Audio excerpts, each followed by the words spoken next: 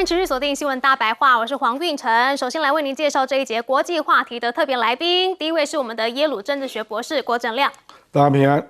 前张骞舰长黄征辉，主持人、各位观众，大家好。淡大财经系教授聂建中，主持人、各位观众，大家好。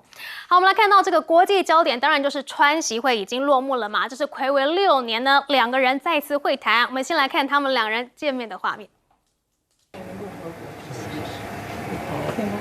Good to meet you. 很高兴我们见面了。Great pleasure to see you again. Good to see you again. 很高兴再次见到你。我也是。Me too. And we're going to have a very successful meeting, I have no doubt. 我肯定我们今天会有非常成功的会议。But he's a very tough negotiator. That's not good. 但是他是很强硬的谈判者哦，这不好。We know each other well. 我们相互之间非常。我们看到这个握手一握就是30秒，而且这个翻译出来了之后，真的是画面是蛮逗趣的。那么这个习近平是怎么去称赞川普的呢？我们也来看一下。President Xi is a great leader of a great country, and I think we're going to have a fantastic relationship for a long period of time. And it's an honor to have you with us. Thank you very much. At the helm of China-U.S. relations should stay the right course and ensure the steady sailing forward of the giant ship of China-U.S. relations.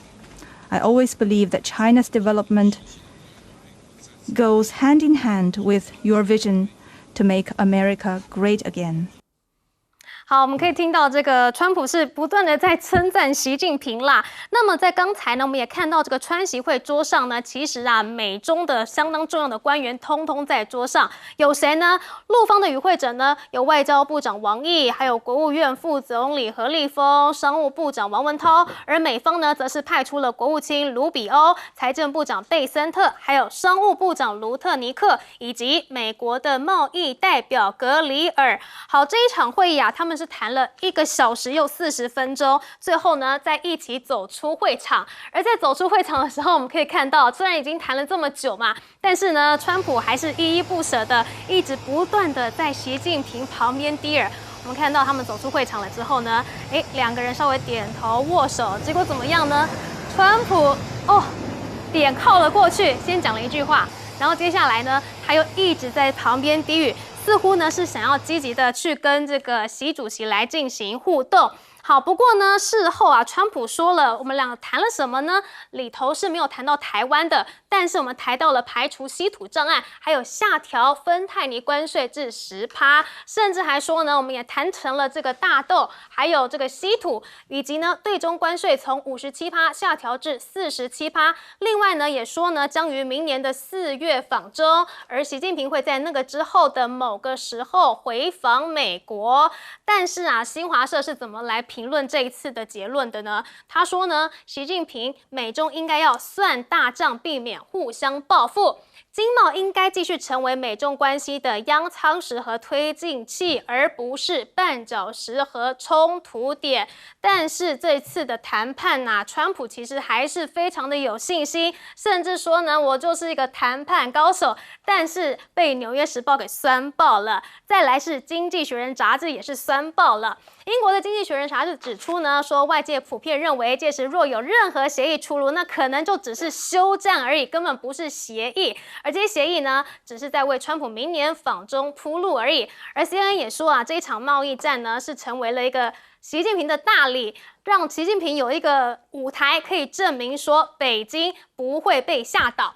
好，再来我们看到啊，这个《纽约时报》它也报道了习近平这一次为什么可以这么的强硬呢？因为对他来说呢，这是一个国家生死的一场战役。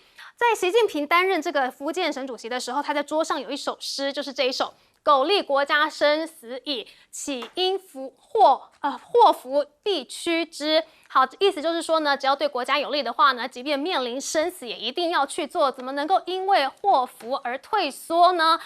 写这首诗的人呢是林则徐，林则徐呢就是当初禁止鸦片而引爆鸦片战争的人。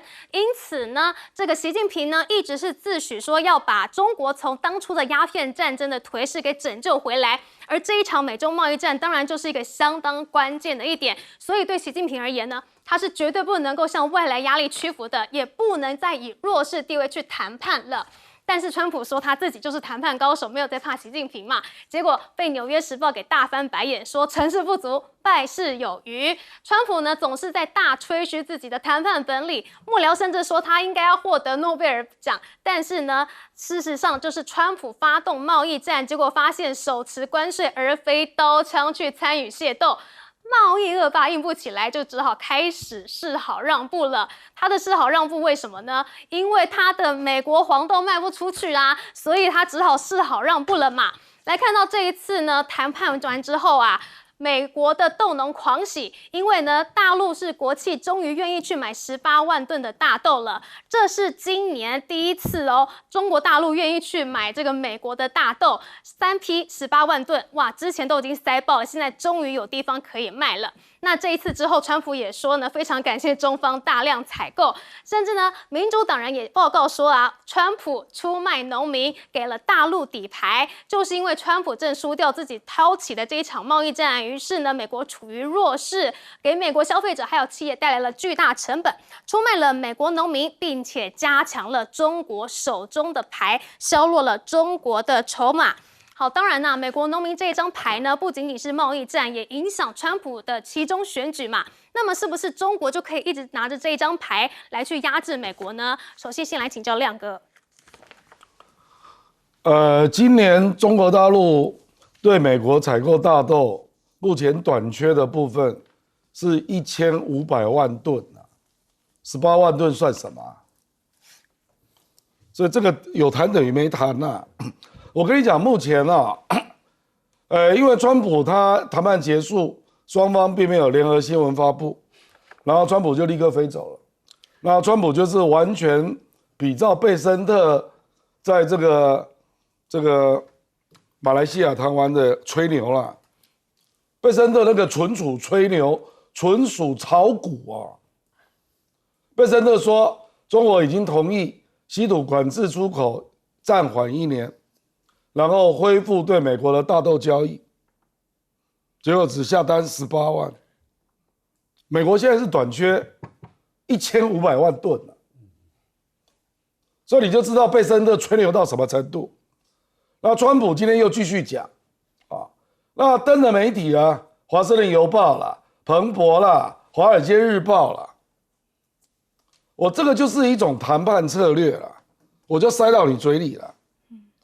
可是中国大陆到目前为止，只有商务部在这个吉隆坡的时候有说，我们对芬太尼部分有达成协议啊，然后呢，美国将暂停对中国的海事物流造船业301调查，就这样而已啊，其他都没有。那结果芬太尼今天就传出来嘛，川普当场拍板说，我愿意降10%。就只有这样而已啊！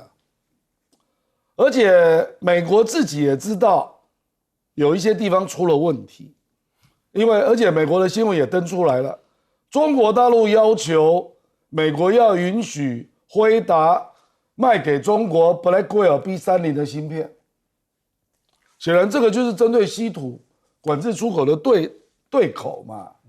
所以你半导体如果没有部分松绑，稀土延缓管制1年。我怎么可能宣布啊？所以我跟各位讲，没有那么简单呐啊！你去看今天台股，你就知道了嘛。为什么台股到最后是跌的啊？大家都看得懂啊。所以我建议媒体不要乱登啊。说什么？我们现在一堆财经媒体都在乱登啊，都在写川普、贝森特怎么讲啊？根本没有被证实啊。人家现在是看的是你半导体有没有部分解禁。那中国大陆稀土管制暂缓1年，可能就会落实啊。那另外一个就大豆，你真的要叫中国大陆恢复购买大豆到2024年的程度，去年是2200万吨，今年到现在只有600万吨落差这么大，你还好意思说恢复交易？结果只下了一个18万吨。我跟你讲，如果他真的要恢复真的那个交易了，据我了解，中国大陆提出来的是大家都回到2018年了，全部都取消。贝森特回答不出来啊，贝森特事实上在马德里的时候就讲过这一点，他说中国大陆提出一个空前大胆的建议，就是回到2018年了。不然中国大陆是不可能跟美国买那么多大豆的啦。他现在就是抓着嘛，因为川普坦白讲，川普最在意的也不是稀土，他最在意的是大豆，因为稀土美国再撑个半年没有问题啊，大豆就是完蛋了。所以中国大陆就是掐着，看你什么时候要来跟我谈大豆问题，所以你才会听到一些嘛说，那是不是要谈台湾问题啊？你不觉得台湾问题换大豆？这很奇怪吗？可是他就是 care 大豆，我说川普了啊，我跟你讲，美国的媒体也不会发神经啊，比如说《华尔街日报》，《华尔街日报》已经写过2次了，说他就是要谈台湾问题，对不对？说习近平那一边，我觉得华尔街不会乱写啦，就是你大豆被掐住了嘛，结果现在听起来就是很荒唐，怎么大豆交易台湾问题？这个就是川普才会有这种结果嘛，不然台湾问题应该是一个地缘政治问题，这应该是来谈国际政治吧，结果现在听到的信息不是这样啊，就是川普急着要在大豆有一个结果啊，我认为他们谈完了100分钟啊，川普就立刻就飞回去美国了。如果真的有好消息，你认为川普不会当场宣布吗？以他的个性。结果连联合新闻都没有，我们没有看到新闻稿，记者会也没有啊，就这样啊。然后你现在就看到川普附送贝森特讲的话，说啊稀土延1年啦，然后大豆恢复采购啦，我天知道嘞，我到现在没有看到任何一个大陆官员讲到这2点，没有看到。好，我们。不，所以我说了，因为商务部有开记者会哦，大陆商务部，他没有证实这一点，所以我说，我认为中美之间的谈判真的是有一定程度的艰难呐，那所以双方，尤其是美国这一边呐，就一直用新闻战嘛，对，然后好像都已经答应了，所以股票也连涨了好几天啊。而且之前大马谈完的时候，就是贝森特也是说，由川普来决定。结果刚刚这个亮哥的说法是，川普也只是在重复贝森特说的话，所以就是在打球，一直丢来丢去，最后就是，其实好像根本就没有结论。好，我们现在来请教聂教授。OK， 那个这样讲，那个你说川普是不是谈判高手？答案当然是肯定的，但重点是当他筹码用光，桌上的牌打光了，他怎么去谈判？因为他交易的艺术在1987年写得非常清楚，他用了他的恩斯·科恩给他的3招，其实他这一次都用啦。第一次讲不好听一点 ，attack and attack， 不是攻击攻击再攻击。我跟你讲，一开始第一句话，他讲的是一个 great leader， 再是 great country， 这是伟大的领导人、伟大的国家，这就是攻击对方。这个在尼克森用过，雷根用过，他就在学招。这个就是他最主要的啊，你表面是好，里子不是。他就是这样，他到哪里都是先捧人家，连敌人他都这样讲，这是一种攻击的行为。第二呢，他讲到了，那私底下又讲理智，就是说，但是呢，他是一个强硬的谈判对手，这样不太好。我跟你讲，这个真的好笑，你知道？我刚刚听了，而且他刚刚在那个握手的时候就讲出来，你觉得我也很少这样笑，一看就会想笑。我现在观众你再去看一下，这个说不好听点，就是他的谈判的技巧很厉害。不过重点，他已经被看穿了。那再来，他的中心内阁，你看这边2边对坐的哈，这边对坐的都是他中心内阁，都是有一种就是还要做这个官位，只要是川普想什么就讲什么好话的，用各种文宣粉饰太平都没有关系，非常清楚啊。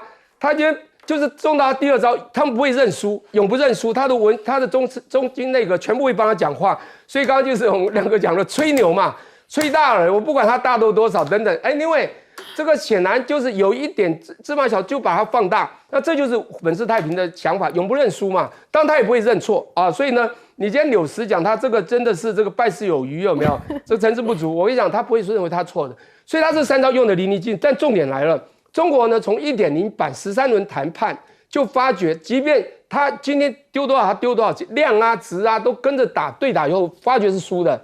当时呢非常清楚，只有谈贸易，基本上是这样。这当然，后来到了拜登到这个末期之后，他们开始在科技这边用贸易压制了科技，压得淋漓尽致。这一次不一样，这一次在科技战，前面的晶片是一面倒的压制了中国，现在发现中国的筹码底气高到超过美国很多。各位，你去看一下，为什么最近啊，这个川普基本上不太讲这个习近平的很大很重的坏话，不敢啊。他对那个小国随便就骂你，随便就打你。我跟你讲，随便就要你东西就要。他即便到日本、到韩国，我要你多少钱你就该给我。那去的时候呢，讲不好听点。跟那个日本也是同床异梦，他要这个以为他这个和龙共荣，另外一个去要的是我来要钱的，你要到底要给我多少，我要怎么样去提款？我跟你讲，他今天碰到了真正的对手，主要是这个整个我们的对岸的底气太高。那我们再看左边刚刚那一排讲报，他们都是公务员心态，也都是经过了我们讲说对岸的党性慢慢走到了一定的高度，这些人真是战战兢兢在拟定他们这个国家有什么东西可以跟他们去谈。所以我觉得到现在哈，不管这个大豆虽然从5月到现在终于开了这个反正不管几吨啊，我觉得这都不是重点了，就是他这川普牌打光了。但是刚刚讲了一个重点，我很担心，就是他牌其实还有一个王牌，这个真的是王牌，但我不认为他是要打大豆为主啦，还是稀土。这一次我觉得要把稀土谈进，因为稀土才是对岸的王牌，因此台湾就是他的王牌。这个台湾牌很重要，所以我很担心他牌已经没了。而且你看现在牌就是关税大，还是关税降个10%就收话，他只有这一拳。那我觉得我们当然关心的是，我们剩下他的这张王牌，他要怎么用？对，好，黄舰长您怎么看的？首先，这一次我从来没有看过一个2大国家元首见面像这次这么混乱的，因为我一直在查他们在哪里见面，就你发觉白宫还在讲说在庆州。结果中国驻这个美国的大使馆讲了是在釜山，还把釜山那个字特别加粗，意思就是我强调告诉你是在釜山，就最后是在釜山。我的感觉他这一次的见面协调的过程非常不顺利，这是第一个，你就知道一直很多东西都没有确定。第二个呢，你会发现这2个人是很勉强的在见面。既然都是大国领袖，你们不想见面就不要见面，为什么要很勉强的见面？因为他们知道，如果不见面，11月1号要面临那个加征100%的那个关税，那是不得了的，全世界都承受不了，所以双方都要忍耐见一面。我的感觉，他们这次见面有点像什么？2个车子啊，走过去，同时停下来，车窗开了，你吃饭没有？你吃饭没有？你今天晚上吃什么？你等一下要去哪里？大概应酬了一下，然后就继续走。你看，一个到一个走。这就是一个非常非常的一个勉强的，你叫我看它就是一个拳击赛哦。现在当响了一个这个暂停键，双方都退回去了。那后面会怎么样？我跟你讲，大家又回去修身养息去了。那这个回合是暂时结束了。那这个回合谁赢了？你知道吗？我们很快的说一下哦。你就说大豆，刚刚说就18吨，相当于18万，相当于7000万美金。的钱哦，7000万，他有几十亿的卖不掉。第二个，他的芬太尼啊，他说中国表达会加强管控，所以降10%。现在今年中国大陆每个月出口到美国的是215亿美金，所以少了21.5亿一个月，少21.5，从现在开始。那稀土呢，完全没有讲出来，说不管这是不可能的，为什么不管？不管是不可能的，我现在你不管这，那我现在开始一买10年的分量，不可能的。任何东西只要关涉到叫做国防，关涉到机密，它一定要申请输出许可。所以最后完毕之后，你会发现他们有什么没有？没有达成任何协议。那谁胜了？这一回合中国小胜，因为他省的钱是21.5亿，美国只省一点点而已。好，我们看到这一次的川习会，这个川普已经回到白宫了嘛？那么习近平他现在人还在这个韩国，那现在亚洲的焦点就全部都转到习近平身上了吗？我们来看到他抵达韩国的时候呢，韩国的高级官员是热情的迎接习近平哦，机场呢是鸣放了21响礼炮，可以看到呢礼宾分列红毯两侧来致敬呢，那军乐团呢也来进行敬乐，那机场呢也鸣放了21响的礼炮，可以说是相当高的规格。而这也是习近平他时隔11年再度访韩，李在明说呢，期盼能够深化中韩合作互惠，因为呢最近的近100年的演变得非常的快速，局势演变快速，国际形势变乱交织，中韩关系呢进入不进则退的关键期。好，不断的要去强化中韩互惠，为什么呢？因为呢，李在明似乎跟美国方面呢也没有这么的顺利啦，因为他好像没有换到他要的半导体关税。我们来看到呢，这个美韩峰会啊，在87分钟落幕了。那李在明他承诺要增加军费，并且呢，要向川普要核潜舰燃料，而川普呢，他也答应了，他爽快的答应李在明，同意要在南韩打造核动力潜舰，而这也反映出呢，北韩的推进与海军的现代化有关，因为这个。南韩要这个核潜舰的话呢，其实呢也是有助于他们去监视北韩以及中国大陆嘛，所以美方呢当然是愿意支持的。我们看到呢，川普怎么说呢？他说，南韩将在费城造船厂建立他们的核动力潜舰，就在我们美好的美利坚共和国，我国的造船业很快要迎来巨大回归。所以他们也是希望说，南韩愿意造船，当然还是回到美国造嘛，要创造他们的这个制造业。好，再来是怎么样呢？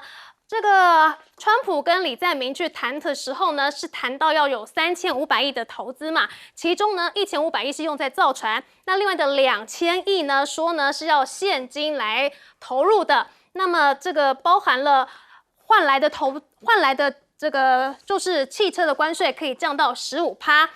除了这个关税啊，还有投资之外，他们俩谈妥的话，其实川普很高兴的，也就是这个李在明给川普的待遇啦。我们可以看到呢，他是送上了新罗王朝的皇冠复制品，甚至还特别用美国牛肉来招待川普。他送上皇冠，是不是也是有一点在呼应之前 No Kings 的游行呢？这到底是好还是不好呢？好，那川普当然也很开心嘛，他就说啊，这个美韩贸易协定已经谈妥了，跟日本的待遇一样，那就是汽车关税降为15%，但是怎么样呢？卢特尼克说了，美韩的交易呢是不包含半导体关税的，但是韩国自己有自己的说法哦。他说美方有答应说，在韩国在半导体方面呢，他是不会跟台湾交手的时候输的，所以到底是降多少关税还没有知道。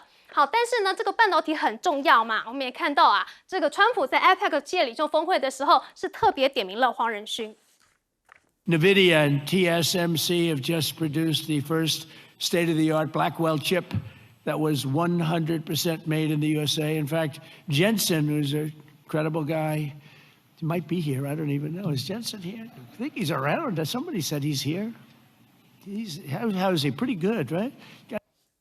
好，当然还有一个很重要的一点呢，就是川普要允许辉达可以放宽 Blackwell 晶片给中国，导致呢辉达的这个周三它的营收突破了5兆美元呢，成为全球第一个市值破5兆的企业。好，那黄仁勋他也盛赞啊，说现在中国的科研能力真的是直线跃升啊，追平美国恐怕5年就可以做到了哦。那么，川普他考虑要向中国出售这个 Blackwell 最先进的晶片呢，美国的官员就相当紧张了。他说呢，这可能暗示着美国政策出现重大转变。许多的美国政府官员都警告说，此举可能会为国家安全带来风险，因为中国真的是很快就可以急起直追了。包括呢，中国团队现在也称啊，他们已经破解了晶片光阻剂缺陷难题，晶片的良率提升到99% 哦。他们是首度将冷冻电子断层扫描技术引入半导体领域，成功的解析了光阻剂的微观结构，并且提出了可以显著减少超过99% 图案缺陷的产业化方案啊。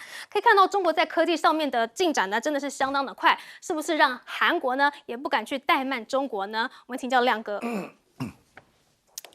其实韩国跟美国的谈判是各有算计啦。我觉得韩国人是要比高市早苗要聪明啊！比如说他要的就是要核潜艇，其实这个核潜艇我们讲白了啦，他真正 care 的是未来可不可以从里面提炼一些东西啦。因为核潜艇最终还是要能够射具有核弹头的导弹嘛，鱼雷嘛，才真正有价值嘛啊。那第二个就是你美国在朝鲜半岛周边的核潜艇的必要的活动，我可以取代啊，所以它是有军事上的战略思维啊，所以我觉得韩国人还是聪明的啦啊。那至于那个3500亿，你看他绝口不提绝口不提啊，因为李在明知道嘛，提这个他国家就完蛋了。所以我觉得大概，然后他也知道川普要什么啦，就是要增加国防预算嘛。那这个他首先就同意了啊。其实有很多谈判啊，真的不要看表面的光鲜亮丽啦。其实今天日本媒体已经在登了，高市早苗什么都没有要到，就跟美国搞了一个进入黄金时代的框架协议。可是你去看细看里面的内容，都是日本要付出的，没有美国承诺日本的哦，没有啊。比如说啊，5500亿，川普回家之后就立刻写贴文了，不要忘记啊，5500亿美元啊。那第二个，你承诺要买美国的大米，增加75%啊，然后要买波音，买100架啊。那不要忘了，除了稻米之外，还要买玉米啊。然后呢，重新评估日本对阿拉斯加天然气的承诺，通通都是要日本做的。请问高市早苗得到什么？美国会支持你修改宪法吗？不可能的啦。事实上，川普还要高市早苗提高国防预算，那这一点高市也不反对啊。目前是2% GDP 嘛，那高市早苗是说我们愿意增加啊。川普的目标是3.5，很多哦。所以我跟你讲啊，昨天你看到那个美国、日本光鲜亮丽镜头一堆啦，高市早苗今天就开始头痛了啦。我简单讲就是这样，5500亿啊，5500亿啊。为什么美国会记得这件事？因为之前是石破茂谈的啊。我现在当然要知道你高市的态度啊，5500亿赶快汇过来啊。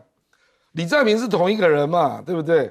所以我是觉得韩国大概知道他要怎么去应付美国，比如说他的造船业就愿意到美国做大量投资啊，因为美国真的没有办法，因为他的造船业全世界占不到1%，那韩国好歹有32%啊，所以这个韩国是一定要帮忙的啊。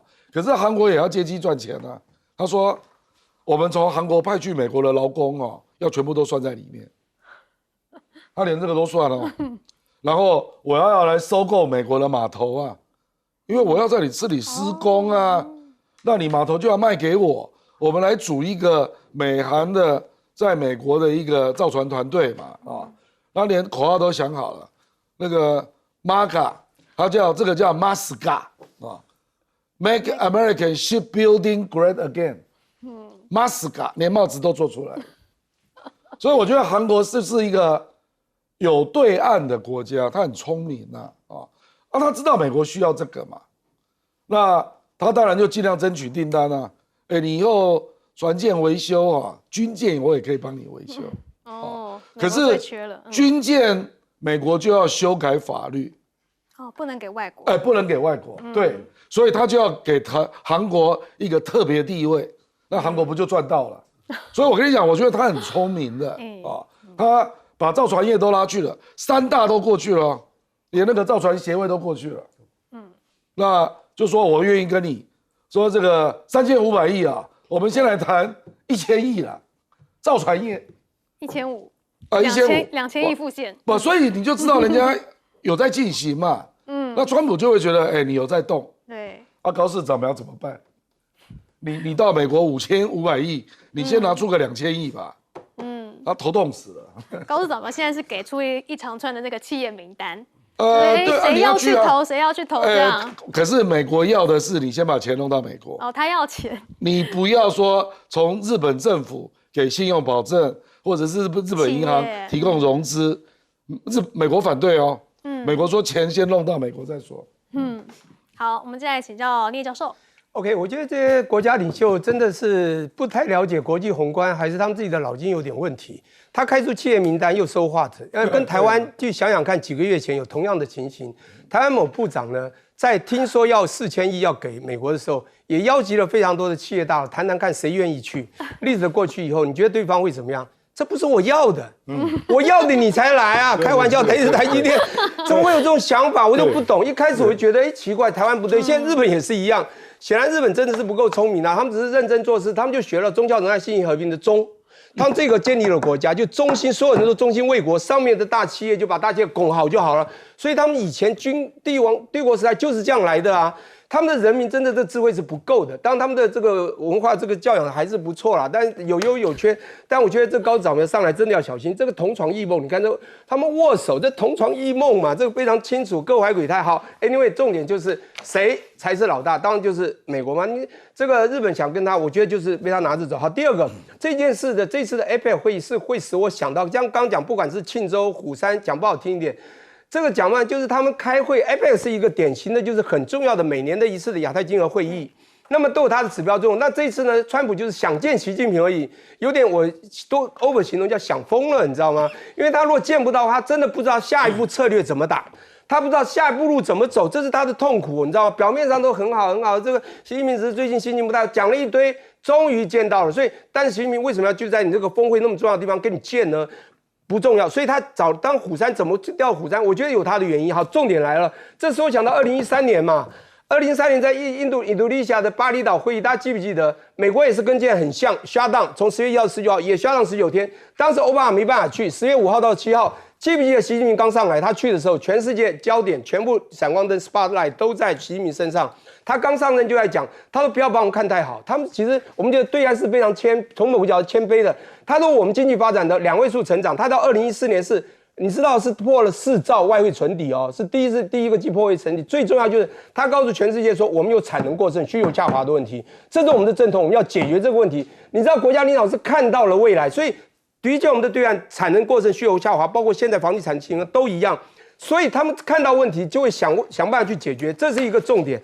我现在讲到最后，就是韩国真的去帮他们做制造船业，的确是重要，也会拉起他们的一些造船的一些一些内涵。因为美国只讲一句话叫制造业完全空洞化，几乎空洞化了嘛。他这10几20年来所走的路程很清楚，他谁要去做这种制造业，现在就靠日本、韩国。但重点，刚好我们的对岸，它的制造业，尤其造船已经快速发展到你的几百倍啊，300、400倍。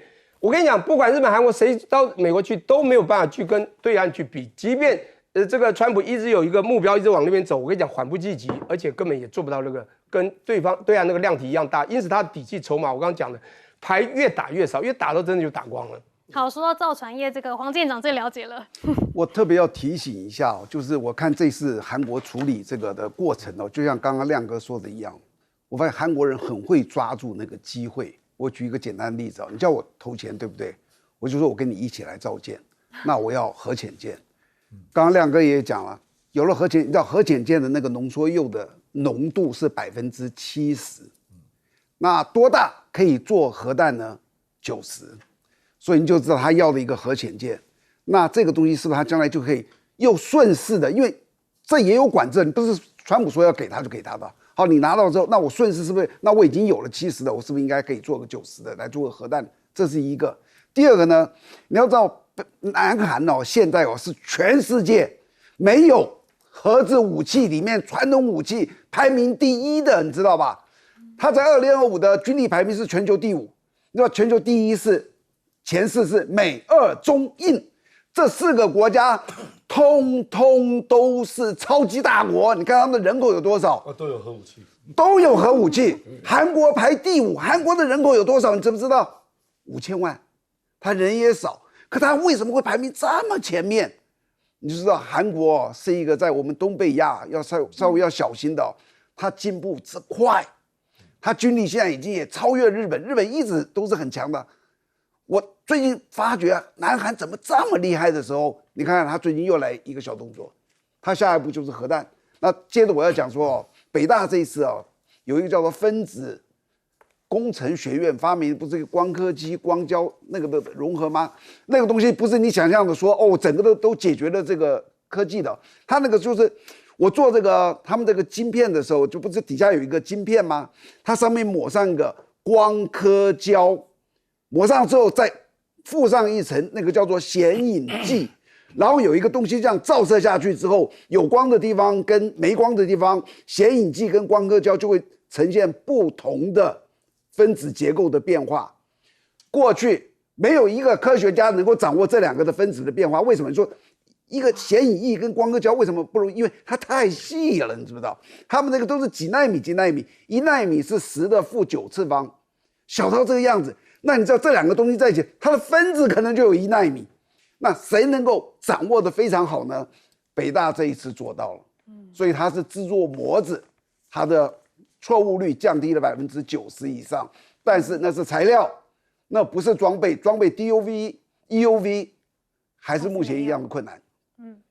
好，我们来看到呢，其实不止这个在美中之间盘旋的是韩国，现在日本也是哦。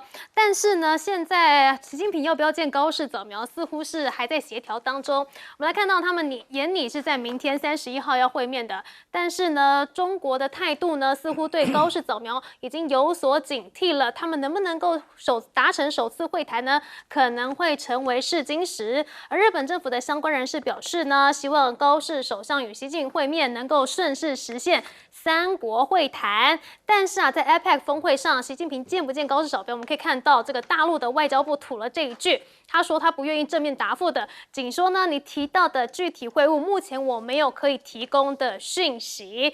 好，但是呢，传出啊，高市早苗他曾经当面拒绝川普，说他不要去禁买俄国能源。这个是路透社的报道。高市早苗在川普访问东京期间的时候呢，针对美国要求禁止日本进口俄罗斯能源，直接表示不买俄罗斯的液化天然气有困难，希望川普能够理解日本的能源需求。而日本主要向俄国是进口液化天然气嘛，大约占总体的燃料进口量的9% 左右。好，而时隔30年之后呢，我们可以看到啊，其实现在啊，川普也宣布要立即来恢复这个核实验了，因为他强调这个俄中紧追在后。我们看到过去的这个核子的实验呢，其实是一直被各国说是希望能够不要去进行核战的嘛，但是现在美国自己是出来喽。我们来看到呢，川普发文，他说美国拥有的核武数量是超过任何一个国家，对现有的核武器全面更新与升级是他第一个任期所达成的。但是他说到了，因为他认为中国现在核武数量遥居第3，但是可能会在5年内迎头赶上，甚至呢，他已经指示了战争部要启动同等规模的核武测试，来立即展开这一项行动。那么 CNN 就报道指出了，说这个举动代表美国政策的一个重大转变，因为美国是自1992年来呢自愿暂停核爆实验的，但是其在内华达州的国家安全基地仍然保有恢复此类测试的能力。那么在川习会上呢，也被问到说为什么要恢复核试呢？川普是回应了这4个字。他说：“谢谢大家。”在川习会前面来重启核试，川普就下令说，美国33年来首起。那《纽约时报》就说，这个时候是格外的诡异呀。好，除了这个中国可能迎头赶上，造成川普的压力之外了，我们来看到俄罗斯的军备也是一样。这个末日武器，普京宣布海神核鱼雷测试成功。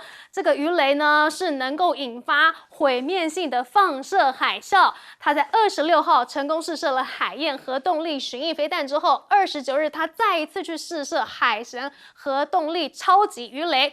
这个海神呢，它长20公尺，重达100吨，可以搭载200万吨级的核弹头，由液态晶土冷却之后反应炉驱动，其射程长达1万公里，速度约每小时158公里，属于核鱼雷与无人载具的混合型武器。就分析指出，这件事情呢，凸显俄罗斯在全球核武竞赛中的态度，尤其针对美国退出了反弹道飞弹条约，并建立防御系统的回应。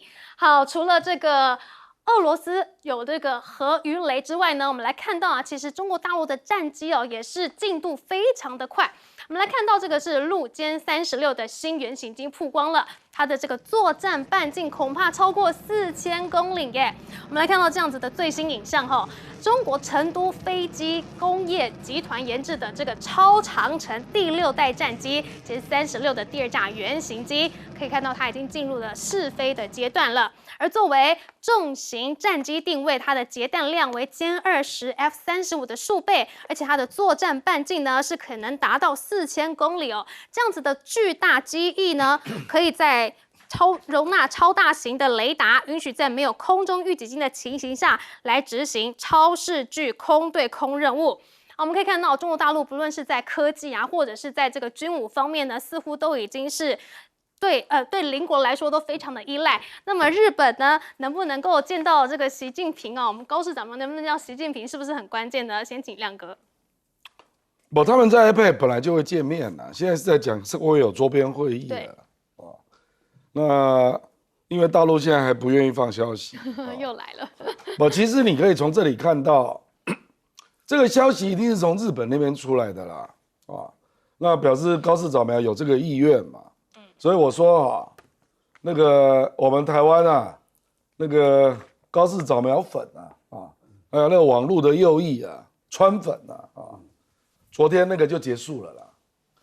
你未来一定会发现，高市早苗对于中国、俄罗斯这种大国，他很小心的啦。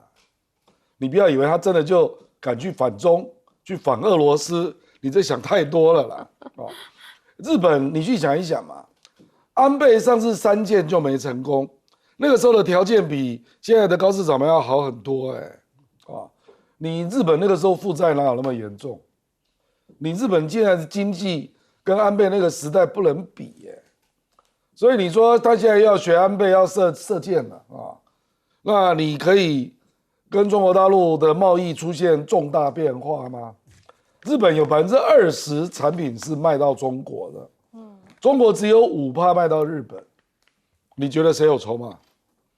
而且搞不好，如果政治氛围不对，好不容易恢复的水产卖到中国，搞不好就立刻又断了所以我认为高市早苗对中国没有什么筹码而且我讲白了啦，昨天那个美国那个清单把它列出来，我们就说高市早苗光是要应付川普清单你要做完1年都有问题那你如果又跟中国跟俄罗斯搞起来，搞不好做半年就结束了所以我认为他会蛮谨慎的，因为他在党内的分量也远不及安倍所以我觉得昨天那个就算是表演就是我就是川普的妹妹啦哥哥帮我打气川粉他是完全的川粉，小迷妹这样。事实上这次日本的 MAGA 全部都支持他不然本来也不一定轮得到他组阁啦，就是右翼的都疯狂了嘛就是因为川普当总统而且10月27号川普又要到日本可是真的那个不要高估太多因为美国有的实力，日本真的差蛮远的啦那我是觉得恢复核武这其实是一件很大的事对，因为这个等于是核试爆又要开始了那以美国、俄罗斯跟中国，你如果干我也干那未来核武会不会被极小化极小化是很可怕的比如说我如果降到2000当量以下那就可以用了因为核武可怕的是它如果只是作为威慑那平常用不到嘛它如果极小化呢那你去想一想是什么结果这个部分目前做的最好是俄罗斯可是美国要追上来我认为并不难。好，我们先休息一下待会再继续聊。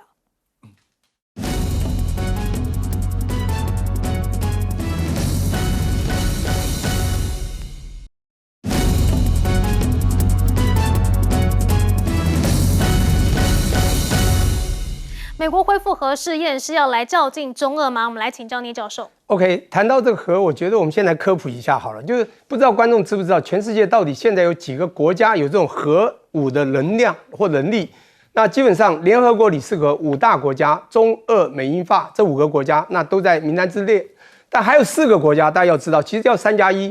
之前呢，就是有4个，就当然我们都知道，有一个常试射飞弹的核弹的那个谁，金小胖。北韩是一个，再就是前一阵子这个战火燃烧的这所谓的印度和巴基斯坦这2个国家有它的核能力这个好像可以相互制衡。还有一个当然就是以色列，当以色列也担心这个伊朗它也的核的发展，所以呢，他一直视这个伊朗为他的很主要的一个这个制压的敌手那我不管怎么说，这8+1那在全世界的确是有一个。让想欺负他的国家不敢随便欺负的一个很重要的一个关键，但这里面最重要当然就是刚刚也聊到有3大国嘛，就是三足鼎立了哈，中俄美哈，不管美俄中、美中美俄这3个国家呢，他们才比较有这种能量或者这个经济实力，可以做核试爆或者做一些这个更大的一些发展。因此呢，我比较质疑的是，川普这个人想得诺贝尔奖，结果他这一次呢，却强调要做所谓的我把它当作叫毁灭世界的一个动作，就是重新重定核武的计划，要核试验。你觉得他为什么这样做呢？我觉得答案就很简单，我刚刚讲了，他的筹码牌打光了，他现在发觉他没有东西可以跟他觉得那2个强大的对手俄国或中国来做所谓的抗衡制衡，他必须做这个动作。所以非常清楚的，也就是你有没有发觉这个Taco真的是非常的淋漓尽致啊？他真的是怕了，这应该非常清楚了。所以我们现在赶各种牌，我们现在都不管。其实经济牌也好，就关税打到经济牌是大豆什么的，这个甚至到阿根廷牛肉，这已经都不是重点。也就是在科技军事的发展，你会发觉对岸的科技远远超过，虽然只有先进制程没追过，但是它扣住了全世界的关键材料的稀土，让美国喘不过气来。这一次呢，川普用各种方式想跟习近平熟一下这个落一下原子汤，但是想拿一点东西，发现想拿重要的东西，轻的小东西可以拿到，大的东西拿不到，他最后还做这样的动作。我觉得我把它称为就是一个毁灭世界一个小动作，而且他这样子看起来，诺贝尔奖不应该给他，我讲和平奖。因为他现在要同时核试验了。好，我们先休息一下，待会回来。